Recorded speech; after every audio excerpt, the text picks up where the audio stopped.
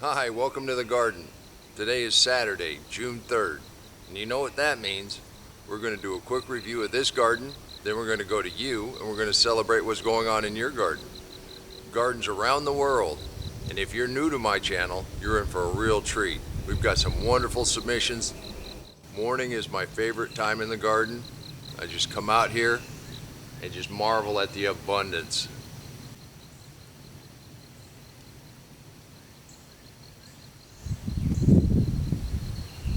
We're starting to fill up a little bit, but it's nothing like it's gonna be here in just a little while. And I want to thank B. Walters for the cup of coffee. You know, I've been planting things for over 50 years, and it wasn't very long ago I got tired of weeding and decided to make a change. And that's how I stumbled upon the deep mulch. Then I stumbled upon Ruth Stout, and then I stumbled upon Elaine Ingham. And it all plays in together. And yeah, I get a weed once in a while, but you just kick them out with your toe. But the abundance that the deep mulch will give you, whether you're in a raised bed, whether you're in a container, or a garden like this. And speaking of that, let's take a look at a couple of our friends that have just started using the deep mulch the last year or so. Art likes these clear cups so he can see just when to plant his seedlings. Art also wanted us to know how the mulch is helping his garden. His yard is dry and cracking, yet the garden is moist and everything is growing well. Look at those tomatoes. But even more exciting is how loaded the plums and the peaches are.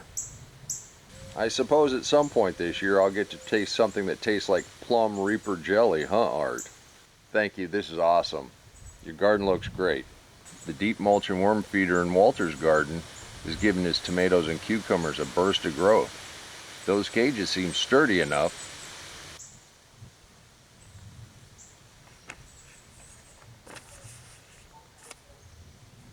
Walter has some hanging pots with his extra tomatoes, and his peppers are tucked nicely in behind the excellent landscaping.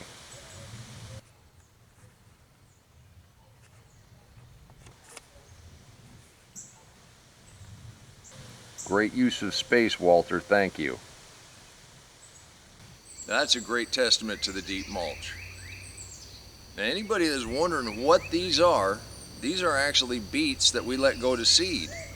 That's another reason we have such abundance. We let nature go ahead and do what it's going to do. And this allows us to have far more seeds than we can use, and it also allows me to share them with folks. Got a really special treat. I met a gardener from Jamaica. She's feeding her entire family out of her container garden. Mary comes to us from Kingston, Jamaica, where she's literally farming on the rocks. Because of the lack of farmable ground, she has become an expert in container gardening, and the proof is in the abundance. She feeds her entire family and has enough to share. Mary, welcome to this community. This is wonderful, thank you. I put the link to her channel in the description box below. It'd be worth your time to pop over there and take a look. And if you hit the subscribe button on hers, probably wouldn't hurt her feelings. Well, let's go ahead and take a look at a couple more of our neighbors around the world. Scott and Virginia's raspberries look very tasty, and their blueberries will be turning directly. Their beans and their okra are doing well, and they've got tomatoes on the way. But of course their lotus garden is spectacular. Thank you for the update. Mick from Australia clipped a few of his sweet potato vines and dropped them in water. The next generation of slips are here. Those rooted well. Thank you, Mick. For first-time raised bed gardeners, Jason and Robin have the knack. This is fixing to be a huge food forest in a small box. Incredible, guys. Keep us posted. Thank you. This is great. Denise's raised beds are filling out nicely. You already have peas setting. The trellises will be loaded very soon, and your fence full of flowers should be blooming pretty quick. We look forward to seeing that. Thank you, Denise, for the great ideas. Those are absolutely fantastic. Please hit the like button. It helps YouTube push this out to more people that might want to learn how to garden. Well, if this works, I'm going to be a genius. If it doesn't work, well, then, you know, we had fun. This is a squash plant of some kind, I'm sure of that, but it might be a pumpkin. And if that's the case, I might have to put a big old saddle under here to hold one of those 200-pound pumpkins. We'll see what we get. But these are definitely growing fast, and they seem to be taking to the trellis pretty good. And if nothing else, I'm saving some room. And you trellising, you just keep wrapping your tomatoes.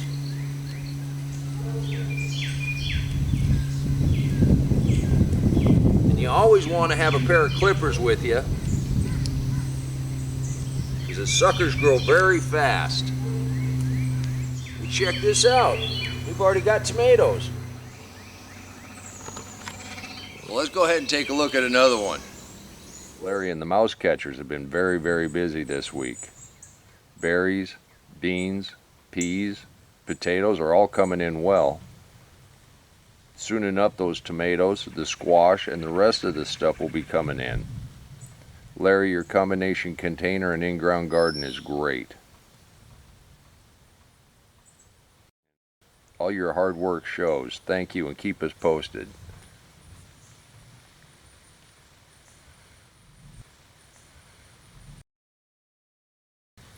And give those mouse catchers a rest. They look like they've been working really hard. The Florida heat has started to kick in and Bruce is shifting gears a bit, but the tomatoes are coming in fast and furious. Those peppers look pretty good too. Excellent as always, Bruce. Thank you. And this is where we get our inspiration. This is where we get our ideas. And this is where we get our motivation to come out in the garden and do this every day. I invite you to join this loose-knit group of people that like to get their hands dirty and grow things that taste good.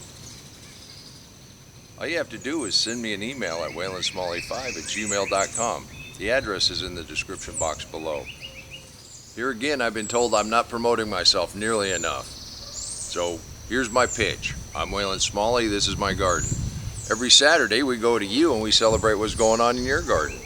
This is going into our 4th summer of this journey of the deep mulch. If you got any benefit out of any of these, please hit that subscribe button. If you wanted to buy me a cup of coffee, there is a join button down there. Let's go on down to Texas and take a look at Rob and Valerie's garden.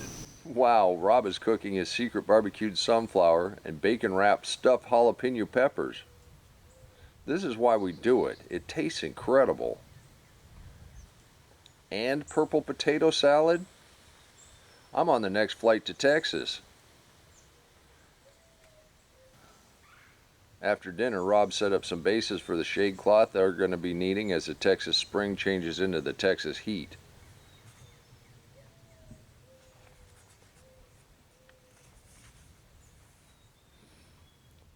But for now, their containers are simply overflowing with abundance. Valerie and Rob are achieving all of this in a regular-sized backyard in containers.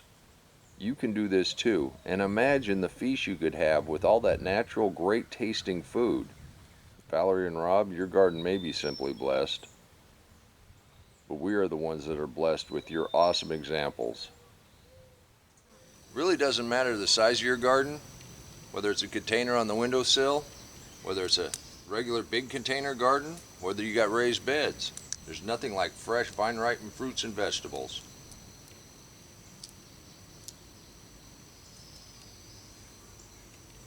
And this is why we do it, because it tastes great.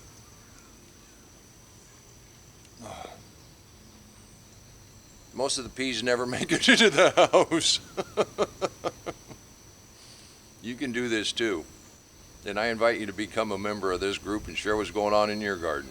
I guarantee you all other gardeners would love to see what you're doing in your garden. Let's go take a look at those blueberries.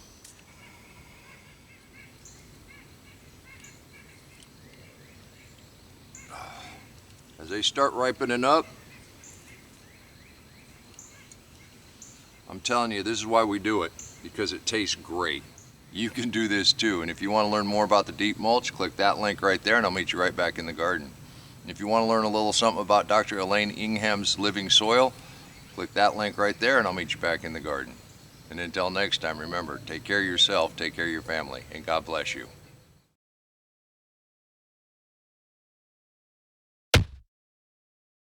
Come on, let's plant.